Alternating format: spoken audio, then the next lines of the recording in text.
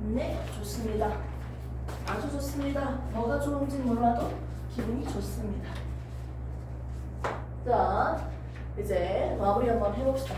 우리는 살아있는 생명체의 특징, 생식과 유전에 대해서 배우고 있어요. 자손을 낳고 부모가 가지고 있는 형질이 자손에게 전달되는 것을 우리는 배우는 거예요. 이렇게 생명체는 세포로 이루어져 있는데 세포 한 개가 생명체면 단세포 생물이라고 부르고요. 세포 여러 개가 모여서 만들어진 생명체는 다세포 생물이라고 합니다. 다세포 생물은 식물과 동물로 나눠서 우리가 많이 볼 수 있는데 얘들은 세포 여러 개가 모여서 만들어져 있어요. 큰 동물일수록, 개체일수록 세포의 크기가 큰 게 아니라 세포의 개수가 많아요. 세포는 밥도 먹고 똥도 싸고 물질 교환을 하면서 살아가는데 세포의 크기를 크게 만드는 게 아니라 세포의 개수를 많이 만드는 세포 분열을 선택했습니다. 그 이유는 같은 시간에 좀 더 효율적으로 물질 교환을 하기 위해서예요. 그러면 앞으로 우리가 배우는 건 바로 사람의 영역에서 좀 확장시켜서 볼 건데요. 이때 세포 분열을 배우고 세포 시스템을 배우는 데 있어서 세포 안에 있는 우리의 정보를 한번 배워볼게요. 우리의 정보는 세포 핵 안에 있습니다. 핵 안에 있는 우리의 유전 정보를 DNA라고 부르죠. 핵 안에 있는 산성물질, 핵산이라고도 부르죠. 자, 그러면 이 DNA는 어떻게 구성되어 있을까요? 단백질은 아미노산으로 만들어졌고요. 녹말, 탄수화물은 포도당으로 만들어졌습니다. 그러면 이 유전 정보인 DNA도 뉴클레오타이드, 인산당 염기, 뉴클레오타이드로 만들어졌어요. 이렇게 해서 만든 DNA 가닥은요. DNA 가닥 일부가 특정 부위가 하나의 정보입니다. 유전 물질입니다. 즉 유전자입니다. 하나의 DNA 위에는 여러 개의 유전자가 있습니다. 하나의 염색체에는 여러 개의 유전자가 있습니다.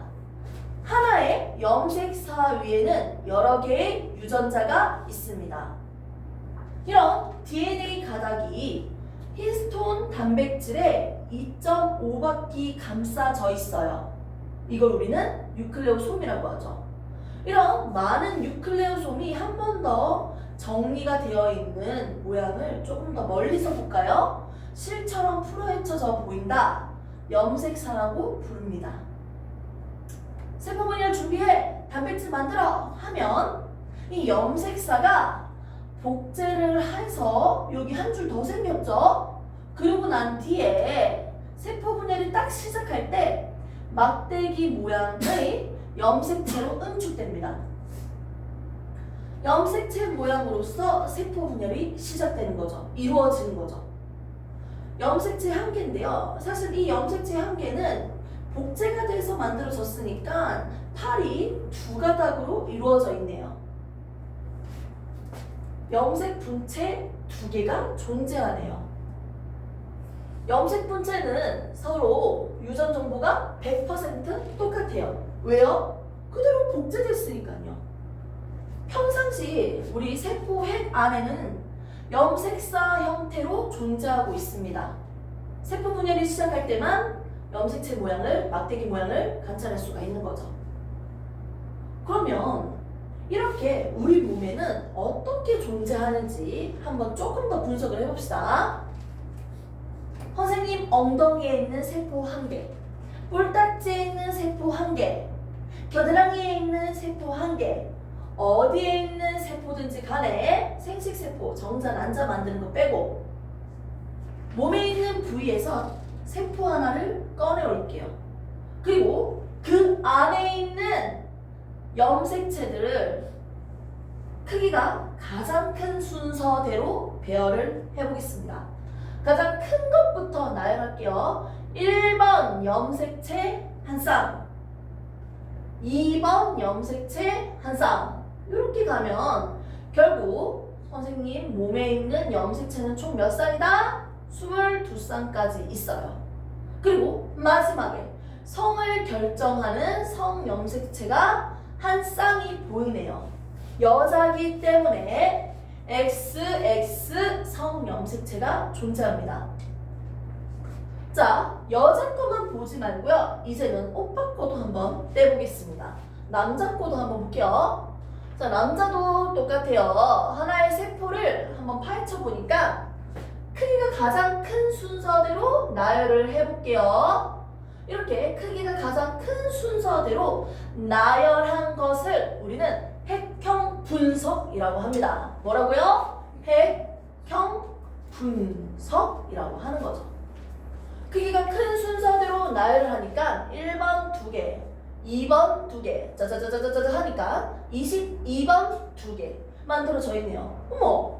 남자든지 여자든지 공통적으로 가지고 있는 염색체가 보이죠? 이 염색체는 남자 여자 상관없이 모두 공통적으로 가지고 있어요.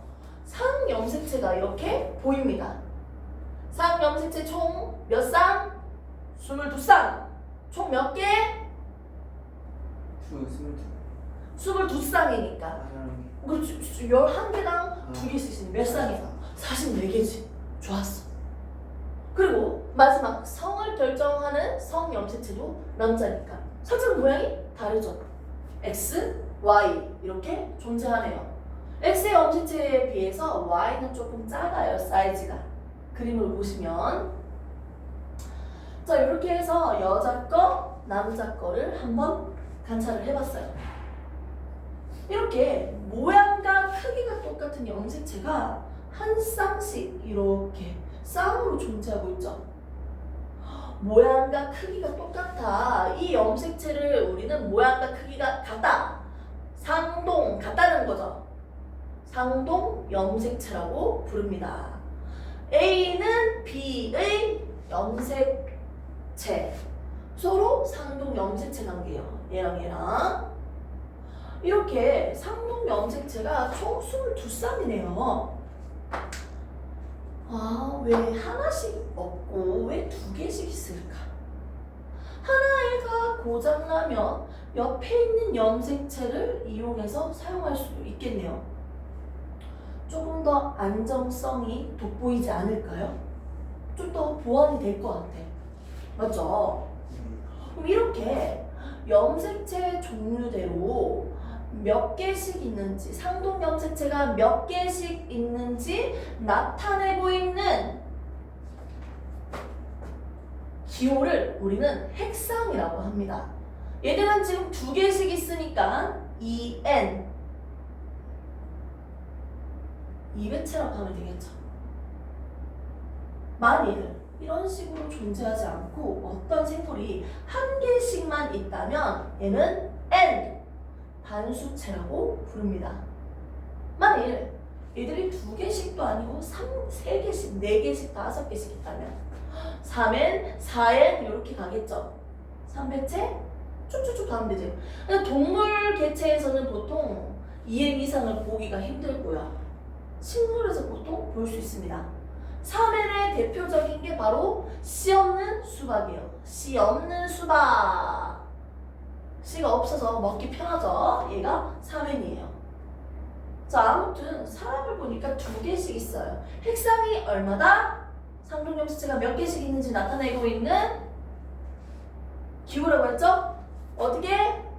EN 이렇게 적고 총 남자니까요. 총 몇 개 있어요? 쌍으로 존재하는 총 몇 개? 22쌍이니까 총 몇 개? 44개 더하기 얼마? X, Y 이렇게 적으시면 되겠죠. 근데 조금 더 정확하게 하려면 이렇게 해야 되는데 교재에서는 ENCK 해서 총 사람은 46개다 이렇게 적습니다. 2개씩 있고. 자, 여자 같은 경우도 똑같죠. EN은 46이라고 적어도 별 탈 없어요. 왜? X 염색체도 상동이니까요. 그리고 44개 더하기 XX 적어도 되겠죠. 그럼 이제 여자의 획형 분석과 남자의 획형 분석을 봤는데 조금 더 갈게요. 이제 아기를 한번 만들어야지. 아기를 만들려면요. 정자와 난자를 먼저 만들어 볼 겁니다. 정자와 난자를 한번 만들어 볼게요. 자, 선생님. 난자 만들어 볼게요. 여자 거는 난자가 어떻게 만들었을까? 1번 2개 중에 1개만. 2번 2개 중에 1개만 들어가. 3번 2개 중에 1개만. 이렇게 해서 전부 다 들어간 난자. 1개씩만 넣은 난자. 총 염색체 수가 몇 개일까요? 몇 개? 몇 개? 성까지 생각해야지. 상염색체, 성염색체. 총 몇 개? 총 46개야. 22쌍이니까 44개. 2개 더 있으니까 46개. 13개. 46개 절반. 그리고 23개지. 좋습니다. 이제 남자로부터 만들어지는 정자 만들어 볼게요. 1번 2개 중에 1개. 2번 2개 중에 1개. 쭉쭉쭉 가면 총 몇 개의 염색체죠 결국? 23개의 염색체를 가지고 있는 정자 완성이에요. 이렇게 난자와 정자가 만들어져서 한번 아기가 만들어졌어요. 그럼 아기가 만들어졌는데 이 아기의 획형 분석을 볼게요. 1번 여자 1개, 남자 1개 해서 난자, 정자 각각 1개 해서 1번 염색체 완성. 2번 더해서 총 2번 염색체들 완성. 이렇게 해서 만들어진 거야. 사람이 가지고 있는 획형 분석은 하나는 엄마한테서 받았고요. 하나는 아빠한테서 받은 거예요. 이해됐습니까? 누가 들어갈지 모르지. 여기서 왼쪽 들어간지 오른쪽 들어간지 복불복이야. 아무튼 사람이 가지고 있는 획형 분석을 보면 이렇게 하나는 엄마한테서 하나는 아빠한테서 받은 거예요. 그럼 모양과 크기가 똑같은 이 상동염색체를 이렇게 22쌍씩 가지고 있는데 상동염색체 하나는 엄마 거 하나는 아빠 거니까 여기에 검은색 머리 유전자라면 여기는 금색 머리 유전자가 있는 거예요.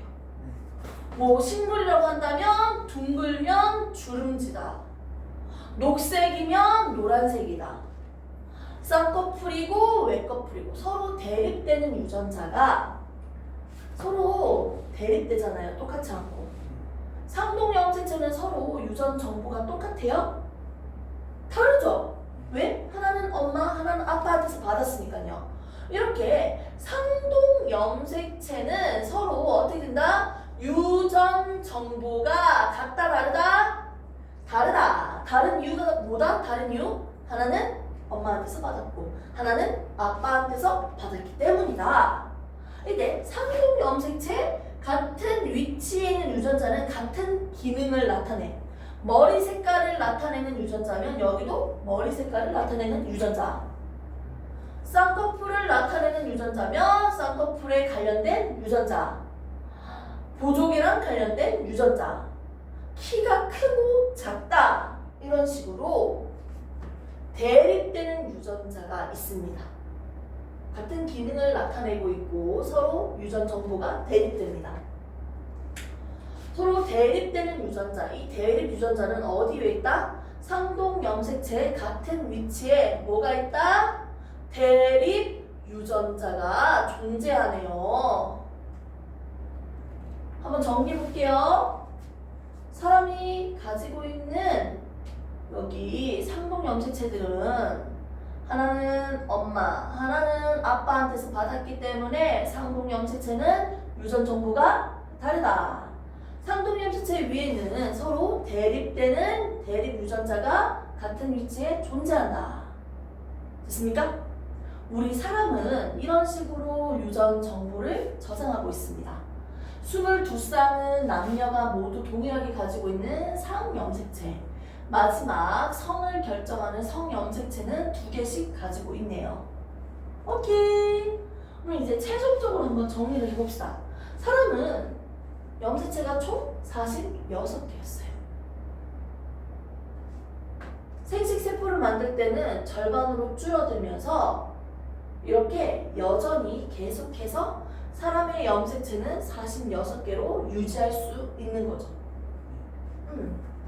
같은 종이면 염색체의 개수가 똑같을까요? 사람이면 무조건 46개여야 돼? 그렇게 해야 돼요. 아는 것도 있잖아요, 선생님. 아, 그거는 좀 제대로 안 만들어진 거죠. 어디 병이 있는 거죠. 오케이? 장애인 같은 사람들은 그거는 염색체의 개수가 다를 수도 있고요. 염색체의 모양이 달라질 수도 있고요. 또 다른 부분에 이상이 있을 수도 있겠죠. 그래서 기본적으로 세팅값은요, 같은 종이면 염색체 수가 똑같아야 돼요. 강아지면 염색체 수가 다 똑같아요. 같은 종이면 뭐가 똑같아? 염색체 수가 다 같아요. 그러면 염색체 수가 똑같다고 해서 같은 종일까요? 이거는 틀린 거예요. 거꾸로 가는 거 틀려서 여기 있는 예시를 한번 볼게요. 완도, 사람개, 챔핀치, 초파리, 소나무 여러 가지가 있습니다. 이 조건에서는요, 똑같은 염색체 수를 가지고 있는 게 안 보이네요.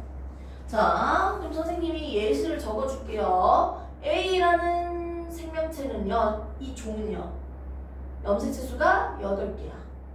B라는 종도 염색체 수가 8개야.